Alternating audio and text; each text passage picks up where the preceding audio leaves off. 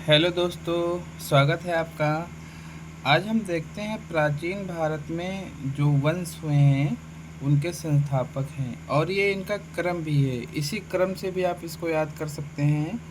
हमने इनको लिखे हुए हैं और आप इनको देख लीजिए और याद कर लीजिएगा। चलिए आइए स्टार्ट करते हैं। हर्यक वंश, जिसके संस्थापक कौन थे? बिंबिसार।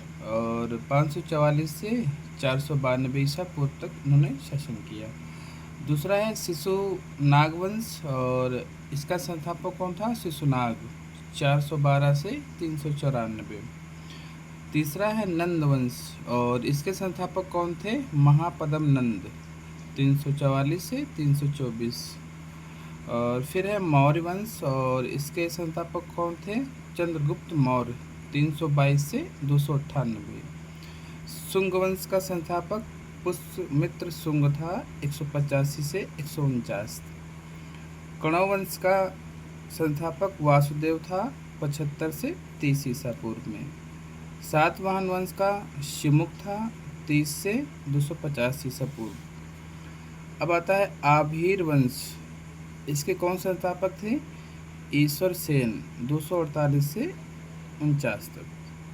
फिर आता है इक्ष्वाक वंश, जिसका शांत मूल थे। उसके बाद में आता है कलिंग का चेद वंश। इसके संस्थापक कौन थे? महामेधवाहन। और नेक्स्ट है हमारा वाकाटक वंश।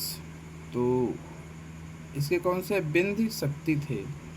कुछ वंश और हैं जिनके प्रमुख शासक पूछ लेता है, तो आइए हमको देखते हैं। हिंद यूनानी और इसका प्रमुख शासक कौन था? मिनांडर मिलिंद। शक का जो प्रमुख शासक था रुद्र दामन थे। पहलव वंश का जो महान शासक कौन था? गोंदो फर्निस। कुषाण का कौन था? तो कनिष्क। आइए हम नेक्स्ट देखते हैं। और अब हमारा गुप्त साम्राज्य स्टार्ट होता है और गुप्त साम्राज्य की जो स्थापना की थी वो संस्थापक कौन थे? श्री गुप्त थे, जिन्होंने शासक किया 240 से 280। और दूसरा आता है घटोत्कच, जिनका शासक था 280 से 319 एडी। फिर आते हैं चंद्रगुप्त प्रथम और ये 319 से 335 एडी तक करते हैं। फिर आते हैं समुद्रगुप्त, 335 से 375। फिर आते हैं चंद्रगुप्त द्वितीय, इनका कार्यकाल रहता है 375 से 415। नेक्स्ट आते हैं कुमारगुप्त, 415 से 455। फिर आते हैं स्कंदगुप्त और 455 से 467 एडी से। फिर आता है वर्धन वंश और वर्धन वंश यहाँ से स्टार्टिंग होता है, तो ये है पुष्यभूति। इनका क्या नाम है संस्थापक का? पुष्यभूति। और प्रमुख शासक इसका कौन था? तो प्रभाकर वर्धन था। अब आते हैं हम संगम युग देख लेते हैं। संगम युग दक्षिण भारत में आप देखे होंगे। यहाँ चोल साम्राज्य का जो था और ये पांड्य था और यहाँ चेर था।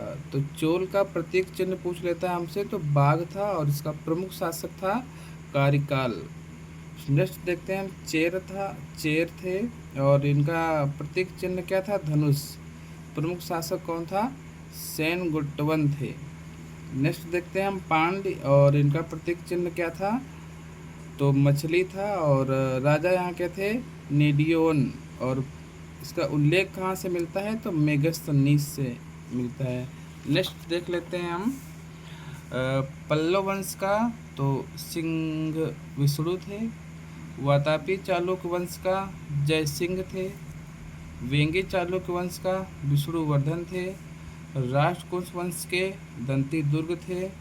चोल वंश के विजयालम थे और चालुक्य वंश के तैलप थे।